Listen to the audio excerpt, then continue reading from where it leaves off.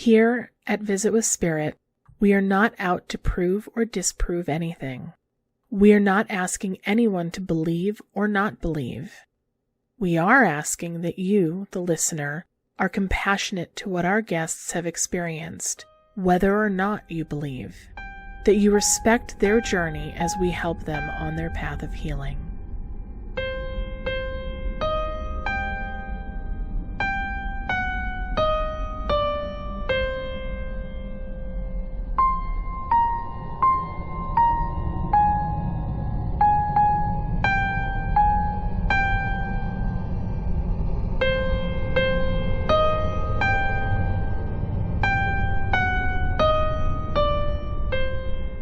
Welcome to Visit with Spirit, and we're here to listen to stories from those who have had a paranormal experience, as well as to help them process, understand, and feel good about it. Hello, souls and spirits. Welcome back to Visit with Spirit. I'm your host, Lisa. And I'm your host, JD. Today, we are going to have a discussion about some of the pitfalls and downsides of being an energy worker, psychic medium, or paranormal investigator. We're going to talk about those things that, unless you are working in the field, you don't have an intimate understanding of or an intimate view of. If you are a family member of somebody who works in this field, you will absolutely understand what we're talking about today. And feel free in your comments, and especially on Facebook and social media, to give your perspective too. We love hearing from you guys on this. Let's start with the first one, is that many people question their purpose. What are your thoughts on this, Lisa? I think a lot of people question their purpose while doing this because, like any hobby, you wonder what's the purpose of something that doesn't have value? You know, it's valuable to you, but not other people. And it's like, why exactly are you doing this? Is it because you think it's fun? Is it because you're looking for data? Is it because you're looking to help somebody? Is it all three?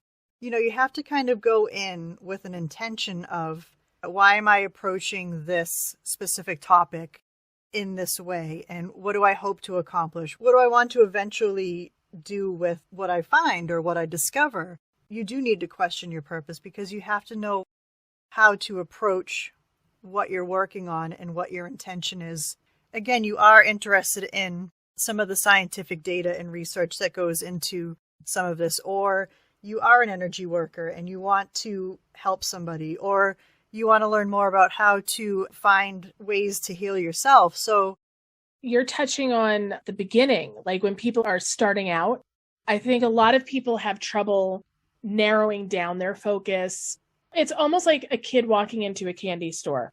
There's so many options, so many modalities that people can work in the energy field. And you touched on all of them, on the healing, on the investigating, on connecting with the other side. I think when people start out on this, it's almost like you're on a merry-go-round. When you're a kid in the park, and you're just kind of going around and around, and you just try to get your ground under you. Mm-hmm. But it also can hit several times later. So it's not just the newbies coming in, but I think people who've gone 5 years, 10 years, 15 years have those kind of mental crises where they're going, why am I doing this? Or why am I still doing this? Yeah. Yep.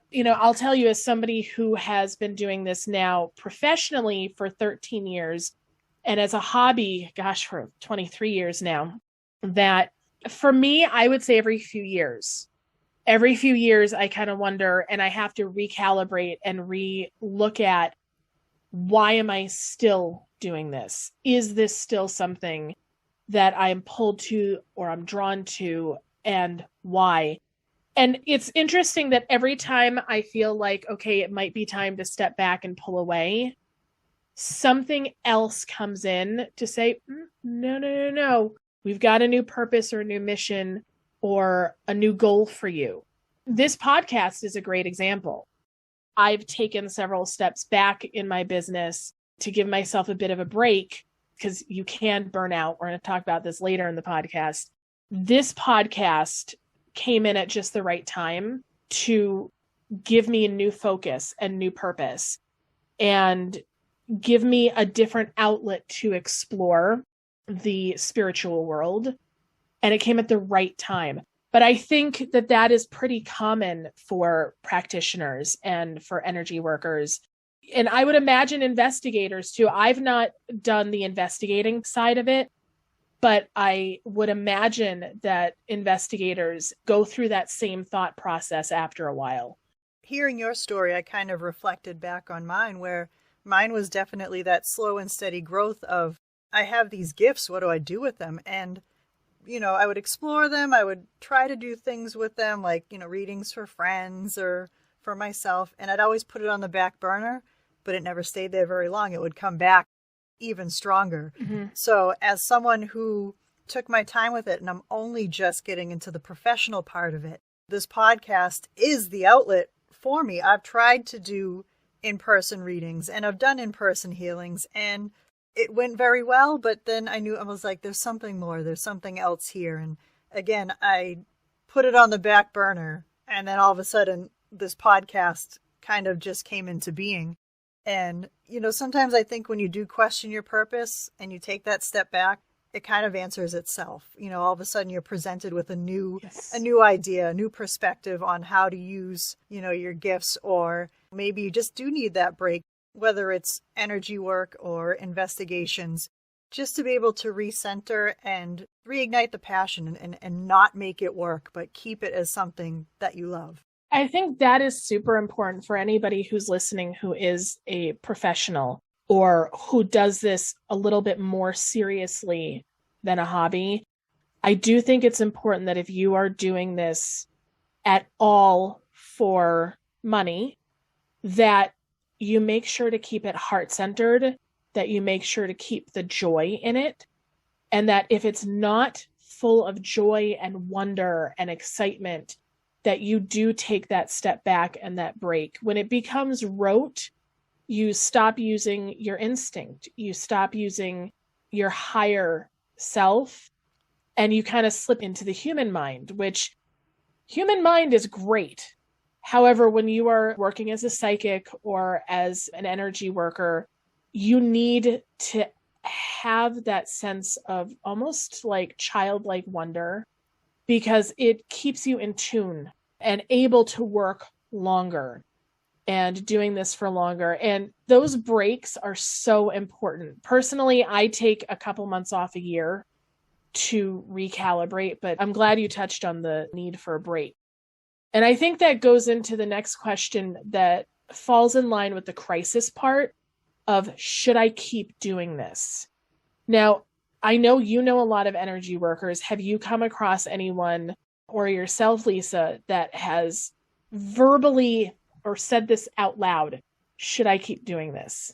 As a Reiki worker, I know when I need to take a break. I know it's not like you need a day or two off. You need a few months. You need to recenter. You need to find that energy again. If you're not in the right place to even center yourself, you have no business trying to work with somebody else, with somebody else's energy. Clean your own house first. So it is important to take those breaks. And if you're not in the right place, we had discussed this on a previous podcast, then know when to reschedule, know when to step back. Can you say that louder for the people in the back? I shall. Because I can't tell you how many practitioners, especially healers, you said something that I think needs to be restated. If you are not in a good place of mind, if you are not taking care of your own health, if you are not in a positive headspace, you have no business working on someone else. Indeed. When I was going through cancer, I did not take on any Reiki clients. I think I probably did when I was going through radiation. I probably did a session here or there, but it wasn't for healing. Anything that involved healing, no. I stayed away from it because my body was at that time too sick. I could have channeled, but it wouldn't have been the best for the person I was working on. So I ended up referring them to other people, or saying, when I'm done with Reiki, or when this is all clear, then I will work on you. If I have a raging sinus infection, I'm not going to be sending out healing. Mm-hmm. You know what? Get your ego out of the way, folks, because it's not about how good you are. You are not the healer. For anybody who does Reiki or energy work, you are not the healer. You are the vessel through which healing energy flows. And if you don't have a clear vessel, then you are contaminating that energy that you're sending out to other people. Mm-hmm. I will step off my soapbox now. But when you said that, I was like, oh, yes. Yep. Well, personally, I went through a healing crisis after my Reiki 2 certification, and I do have digestive disorders, IBS. I had a flare-up that lasted for months, and yeah, I had to learn how to eat all over again. I had to find new resources for healing. I had to really start over again. And I'm not going to try to heal somebody else when I got to put my own, put your own oxygen mask on first. So I had to get a new oxygen mask for that period of time. And then I was able to really start to rebuild. For those of us who are Reiki practitioners, you know that the first thing you learn is self-healing. That's where the discipline comes in. So to go back to energy that you bring in, even if you're an investigator, if you're going on site, you need to be in the correct frame of mind to be able to get the data that you need.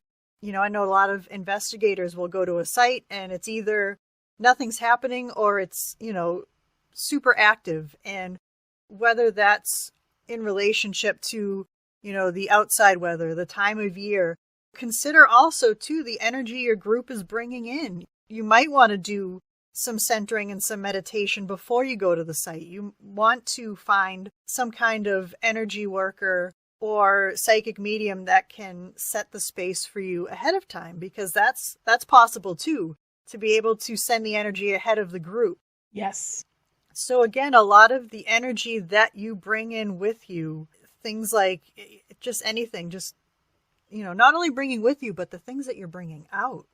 If we can move on to that a little bit too, I think there's some, after an investigation or after a healing, there's energy absorbed as well. And you take some of that with you. So I think that's important to discuss too, like not only what you bring to the table energetically, but what you walk away with. So I have responses to both things that you said. I'm going to walk back and then walk forward. So when you were talking about the IBS, that is something that many healers deal with, not IBS, but autoimmune diseases. Mm-hmm. And the problem with autoimmune diseases is that you do live with them. I have an undiagnosed one. I also have IBS, but I have some mystery, undiagnosed autoimmune disease. And I think as a healer, while you can't not heal anyone ever when you have these, you're not going to give up healing. You're still a healer. But what you do is, like you were saying, during a flare-up. So most autoimmune diseases run on cycles. And when you're having a flare-up, that's when you put down your healing work. But I wanted to clarify for people who are listening who are going, oh, well, wait, I have this. Do I have to completely? No, with autoimmune diseases, you may never completely get rid of it. And by the way, that does not mean that you as a Reiki healer are not a good healer because you didn't eliminate your disease. I think that is a misnomer. I write about this in my book, but sometimes these manifestations of illnesses are for a bigger picture or a life contract that we sign that we are not meant to get rid of. So as a healer, you can only heal what you're supposed to get rid of. And that's always should be the intention, not I shall rid my body of all diseases or whoever you're healing. Mm-hmm. So that's something to just think about, that sometimes there are life lessons involved. And I just wanted to touch on that because I think anybody listening, especially if they're new to Reiki, and I knew a lot of experienced people. In fact, it's why I wrote the book, because people were like, why aren't you just healing yourself? And that is a whole topic for another day, but you're not necessarily meant to get rid of everything. Mm-hmm. Good clarification. Thank you. Just it's all about discretion and day-to-day kind of how you're feeling. So use discretion. Yes. So then you were talking about the investigators. So again, just clarity, because you were really talking about this and I know what you're talking about, but for those who did not kind of get the memo, she's talking about cutting cords and releasing before you go into the space. Because as an investigator, if you keep getting similar spirits, it could be you have an attachment. For those who don't know what an attachment is, it can be a spirit or energy that is in your energetic field. And those need to be removed. And if you're an investigator, if you are a psychic, if you are a healer, you need to do these cleansings fairly regularly. And you may need to have somebody else do them for you or help you through it, because you're probably not even going to see your own attachments. You might feel the effects. And I feel like that would be a great podcast for another day, is talking about attachments. You're not going to feel your own attachments half the time. And it takes an outside person to be like, hey, you got something going on there. So you cannot get clear data if you are bringing your own spirit to the party. Yes. That's like testing water that you're contaminating. It's like, why is all this water contaminated? But you keep doing the same thing to contaminate the water. So even bringing in equipment that you used on a last investigation, spirits love electronics. Mm-hmm. Why would they not attach to your electronics? You know, just a helpful hint. Grab a piece of selenite and use it like a magic eraser around your spirit boxes and your REM pods and stuff. That'll do enough to clean those off, and then you kind of just fling that energy into the ground and imagine it coming up as a plant, because again, you can't get rid of energy, you can only redirect it. Yes. So if you get that energy off of your equipment, visualize throwing it outside, it goes into the ground like compost and a beautiful plant comes up. That's a great way to redirect that energy.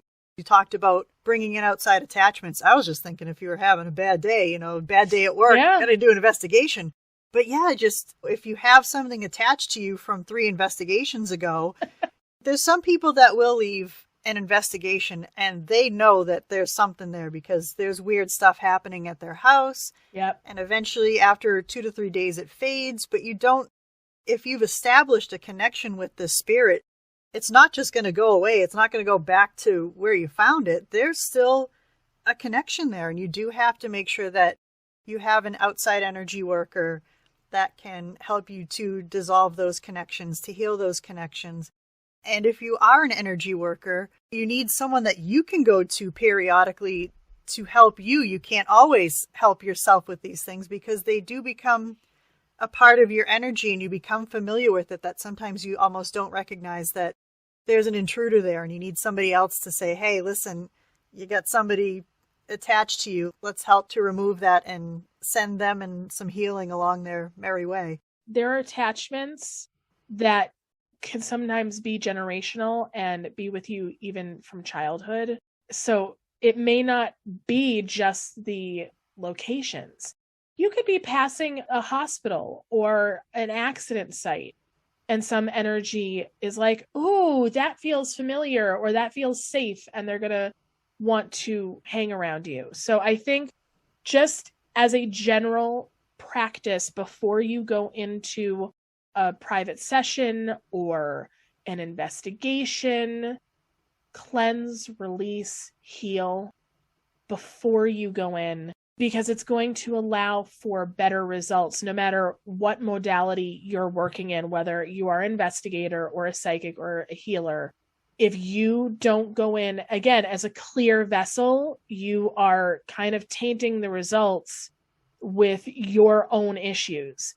As a reader, this can even happen with questions. So again, things they don't tell you. We're going to shift a little bit. Getting rid of your own biases. Yep. I had probably my first or second fair. For those of you who don't know, there's something called psychic fairs or energy fairs. And that's where, think of any other fair. You have tables set up with different practitioners. Well, in the beginning of my career, I did a lot of those. I rarely do them now, but in the beginning, I did a ton. And I really enjoyed them, but I had somebody sit down. They were looking for permission to cheat on their husband. Oh. Or to continue cheating. Mm-hmm. And now I am fairly conservative. You wouldn't think in this line of work that, now I don't judge people, but I do, like, my instinct as a Taurus too, I'm all about loyalty.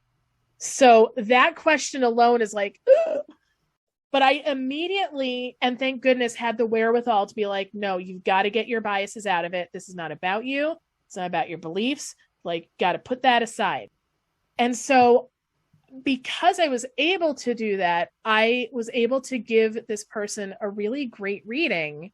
And basically, it was the same information I probably would have given with my bias, but it ended up being in a way that they could understand. And the answer, for those of you wondering, was, look, you're going to attract the same energy in this new person that you're kind of sick of with your spouse. I said, you got to clear up that old energy. Otherwise, you're going to manifest the exact same relationship, which is basically, for this person, it was clinginess. Their husband was kind of being needy and clingy. And I said, you're going to get that same energy from this brand new person. And so instead of having one clingy person, now you're going to have two clingy people. And what are you going to do with that energy? I said, you've got to make up your mind. Are you going to work on your current relationship and get both of you to the point where you're secure and happy? Or are you going to release that energy before starting something new?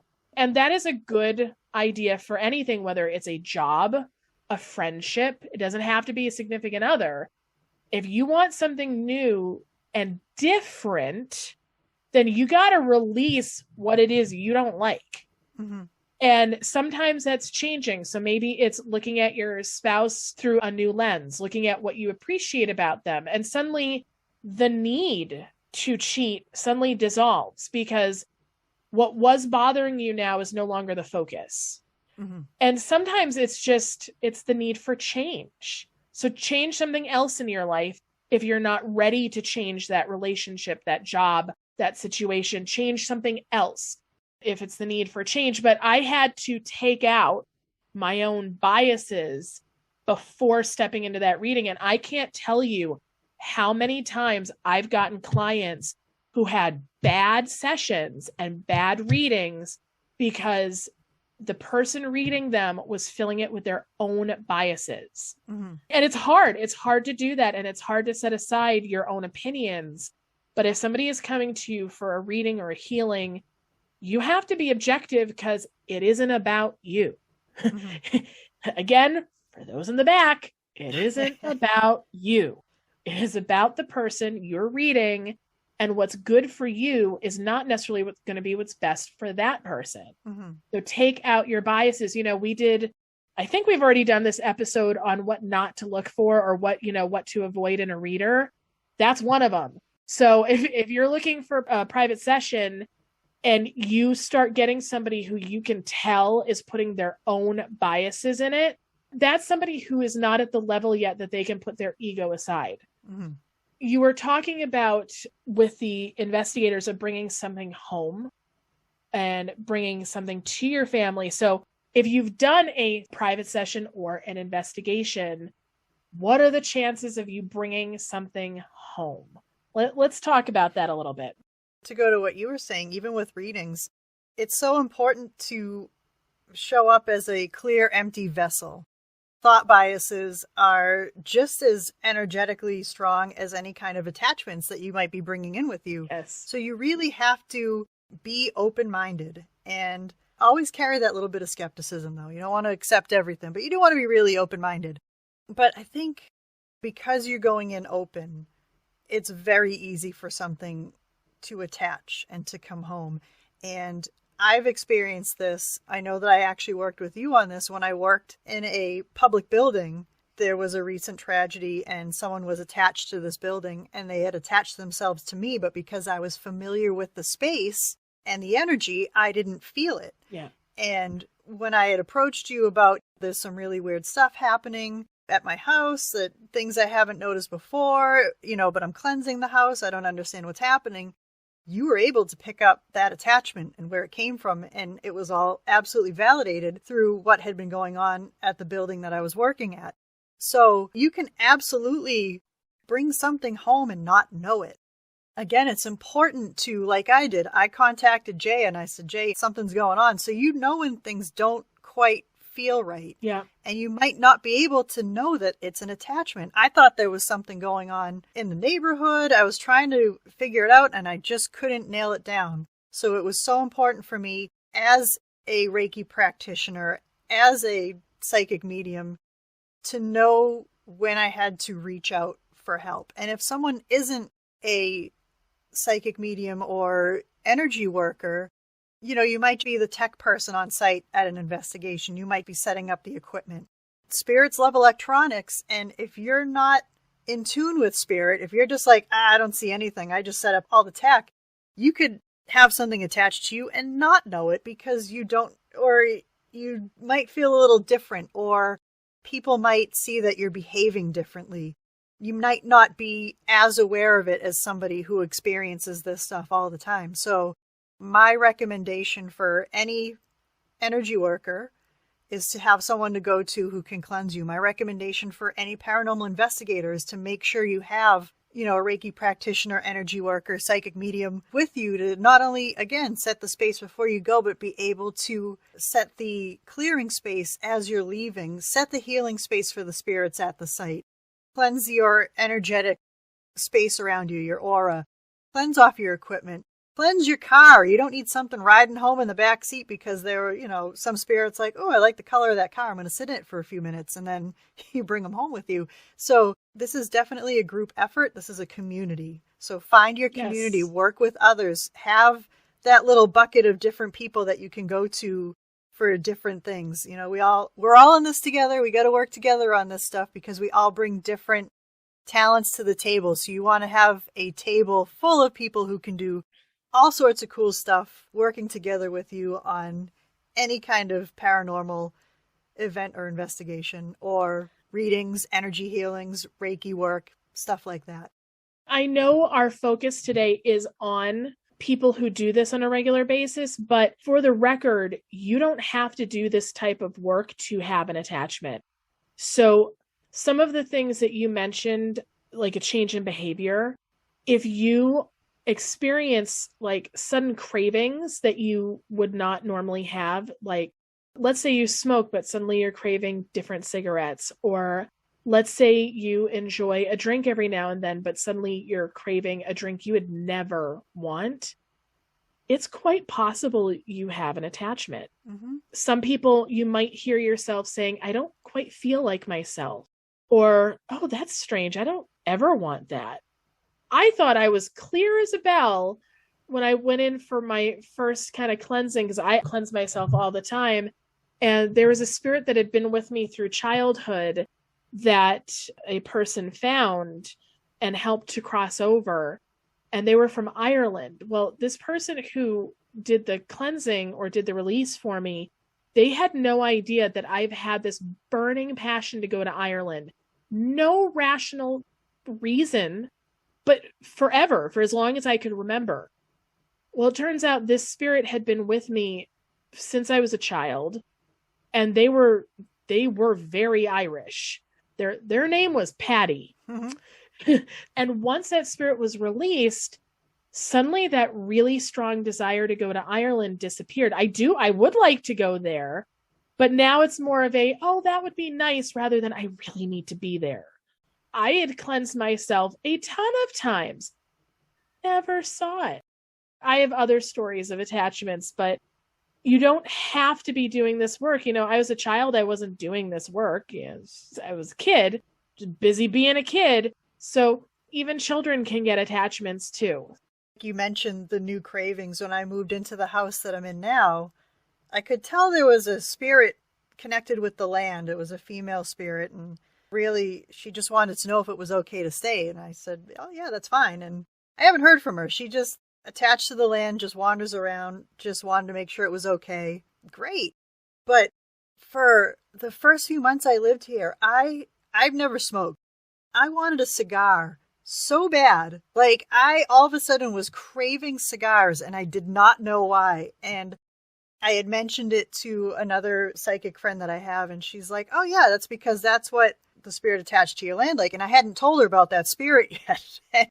I was like, oh, okay, that's where it's coming from. So Yes. listen, I like one on the golf course once in a while, but otherwise, that craving it's not strong like it was. But for someone who had never smoked before, I did not understand why I needed a cigar so bad. It's so, those new weird cravings, new weird behaviors, like, I never thought that was part of an attachment. Now I know, but at the time, even though I've had these abilities, I didn't know that the cravings and behavior changes were part of an attachment. Also physical ailments too. Sudden chronic headaches, arm pain out of nowhere that you've never had, that there's no logical explanation for. If you've gone to doctors to try to solve stuff, it could be that you're picking up empathically what the spirit attached to you was going through before they passed. So that's something else. Like, when I do sessions and I all of a sudden get a headache, I have to ask myself, is this my headache? Or am I picking up the headache of the person I'm working with? So if you're an empath, you're even more prone to picking up on these behavior, craving, and physical changes or shifts when an energy attaches. The other thing that we didn't talk about is creating new portals. Yes. We've touched on this in other podcasts, that whenever you do spiritual work of any kind, now again, you don't have to be a professional practitioner for this to happen. You can be in your home simply saying a prayer, meditating, doing a reading for yourself. But especially if you are a professional, portals or vortexes. Portals, I use portals and vortexes pretty interchangeably. Basically, a portal or vortex, for those who don't know, is a point at which the veil is thinner, or another plane of existence or dimension, if you will. You create basically an opening. You want to close these openings. So if you go outside into your backyard, you're not going to leave your door open for everybody to come in. You don't want little animals wandering in. So you've got to do that same amount of care when in the spiritual world. I think it's why so many people are scared of things like Ouija boards or spirit boards, pendulums, or any other divination tool, because especially with the Ouija board has a strong reputation for creating portals. And people are like, oh, you don't want to mess with that. I hate to tell you, but it's not just a Ouija board. Any divination tool you use is opening up a portal. You know that rosary beads you're using? Opening up a portal, because you're connecting to your higher self, to the other side. This is why you want to keep your space clear. There's a lot of different ways to do this. We will without a doubt have an article probably in the next few months up on Patreon about that. But also, I offer classes. I don't have one coming up now, but sometime soon, on how to cleanse properly, how to close, because this is something that if you do psychic development or intuitive development, they don't teach enough of. They'll touch on it. I know when I was learning, it was like, oh, a little touch here and there, like, oh, you should do this. But there are so many different ways of cleansing. Like you talked about one using selenite. I have selenite on my desk right now. I have 2 sticks of selenite, but I also have quartz. I use candles, and not every tool works for every situation. So learning the different tools and learning their layers. When I do a house cleansing and I do a space cleansing, it can take me upwards of 2 hours. Typically, a small house will take me about an hour. I can do a remote cleansing in about 20 minutes to a half hour. And yes, remote cleansings, people, are possible. Yes. For those who know how to do it. I ended up learning that skill out of necessity, especially when I went virtual. I wasn't able to go into people's houses. That really started when I got sick, which I'm not now. But right now, I'm not going to go into a strange person's house to do a cleansing. So I do it remotely. But you can do it. And that is something that we will absolutely touch on again in future podcasts and articles. So keep on the lookout. And I'm just going to do a quick plug for our Patreon. Check out our Patreon. We will have meditations and things up for you guys. So keep a lookout on that. But yeah, watch the portals, learn how to close them, and you can even ask for, if you work with angels, angelic help, and or your guides, say, please help me to close down these portals, and just visualize them closing down. That is the quick and easy way. Just for those listening who have gotten a little bit concerned if they've opened a portal or not, that was the perfect recommendation for them, is just ask your guides to do it for you and get the nitty gritty later, but intention goes a long way. So asking your guides for help is bigger than you might think it is. So that's perfect. And if you are a particularly religious person and this is, you're worried about this after prayer, ask God. Mm-hmm. Yep. It's that simple. Totally. Or you can set the intention of any portals that have been opened are for God energy only. You can set that intention, but you want to keep your space clear. Mm-hmm. So watch out for the new portals. We talked about attachments. What we have not talked about is fatigue. Fatigue can be caused by all sorts of reasons. And we're talking professional fatigue, that doing this now for, again, professionally about 13 years. Over those 13 years, if you even take the physical health issues aside, if you take those away, I have gone through, I want to say maybe 3 almost burnouts where I needed to step back, stop. Right now, I feel like I'm at the tail end of that, where I have purposefully slowed down my business, where I've taken several steps back because my own stress levels were getting too high to do what I do to the benefit of others. And it was wearing me down.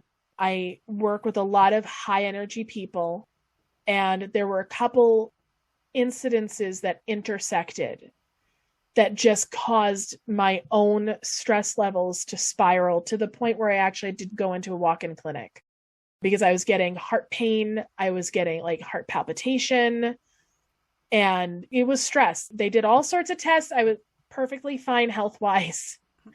And basically it was stress. And so I had to take a step back. And while I'm still doing private sessions, I had to walk back my classes for a while and my development circles for a while. And I've had to do that a few times over the years. And sometimes that happens because the group energy that I'm working with kind of hits an apex. And whenever you work with groups, there are dynamic shifts within the group. And groups, especially groups of light workers, it gets very intense very quickly, and it becomes a very tight community. And when you're working with smaller groups, sometimes that tight community has a breakdown. Just like a family, there's a lot of conflicting energies. Somebody gets hurt, then somebody else is upset. Well, can you believe what so-and-so said? And so did this. And as the person facilitating it, it wore down on me. And it was like, we need to all step back from this. Mm-hmm. And it's happened a few times over the course of me doing this professionally, but also if you've had a few clients who have been dealing with a lot. So if you're a life coach, we haven't even talked about life coaches, but that is kind of in the similar realm, even though you're not necessarily doing energy work, you kind of are, but life coaches. And I'm going to widen this up to anybody in the service industry.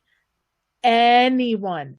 If you are a long-term caretaker, if you are a doctor, a nurse, a therapist, teachers, if you work in any food services, if you retail, anybody who works with the public in a capacity where you are helping others, you're going to have a point of burnout.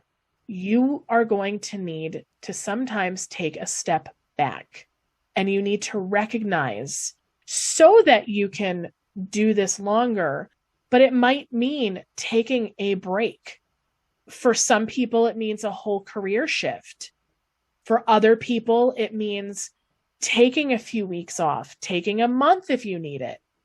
But fatigue is real in any service-based career, because when you are constantly helping others, we sometimes forget to help ourselves, or we put ourselves on the back burner because got to help the next person, got to help the next person, At what point are you helping yourself? And how many people can you continue to help if you are constantly fatigued? So it is not a failure to need to take a break. It is not a weakness of character. It is not a character flaw. It is you're tired. You're tired. And I can't imagine right now how many people, because of the pandemic, are just exhausted. Like you said, working with a group, I think a natural occurrence in a group dynamic is you do outgrow it. You outgrow those energies, like any student, teacher, mentorship, anything. After a while, sometimes you've learned everything that you can from that mentor. Sometimes as a mentor, you've taught that student everything that you know. It's time to grow and move on. And you can't take that personally either, because again, these things naturally grow and develop. And if you're in the same group and you have that feeling of familiarity breeding contempt. Oh, yes. Yes, it is time to take that step back. And like I said, maybe it is time for you to be with a new group. Maybe you don't serve a purpose with that group anymore, or both. And nothing to take personally. It's just, that's kind of just how energy flows and changes and develops and grows and moves. And the fatigue is telling you something. So whether it's telling you to step back and take care of yourself, or to step back and reevaluate some of the circumstances that you're in, listen to fatigue. It's there for a reason. I love that. Fatigue and illness can be a flag. And this is what I talked about in the book, but those red flags do serve a higher purpose. So when somebody says, oh, you manifested that illness, well, maybe, or is the illness just raising your awareness of something that you were not aware of? Like the cancer for me was a huge red flag to take a step back, because I was working 60 plus hours a week. I was traveling 20 hours a week on top of that. So 80 hours a week outside of my home. I was exhausted. I was tired. And frankly, if it wasn't cancer, it probably would have been a heart problem. And the cancer was actually easier for me to heal and take care of than a stroke or a heart attack. I might not have survived those other two, but the cancer, so I looked at the cancer as a blessing in disguise, because it forced me to do something that I had needed to do for years, but I had a mental block of, no, I got to keep doing this. I got to keep doing this. Yep. So those red flags, listen to your body, listen to your mind, and take action. Don't just take note and then take action. Feel like we're in a motivational speech here. Yes. We covered a ton of stuff today, folks. If you have any ideas for future topics that you want to hear Jay and I talk about, definitely drop us a line on social media. Send us an email. You can find all of our contact information at visitwithspirit.com. And I think we're all set for today, Jay. Do you have anything else to cover? No, I hope everybody has a wonderful week, and we will see you in 2 weeks. Souls and spirits, thanks again for visiting with Spirit. And until next time, may love and light surround you and your loved ones. Thank you for joining us today for our Visit with Spirit. We hope you enjoyed listening. If you have any questions or comments, or would like to be a guest on our show, email us at visitwithspirit@gmail.com or find us on social media.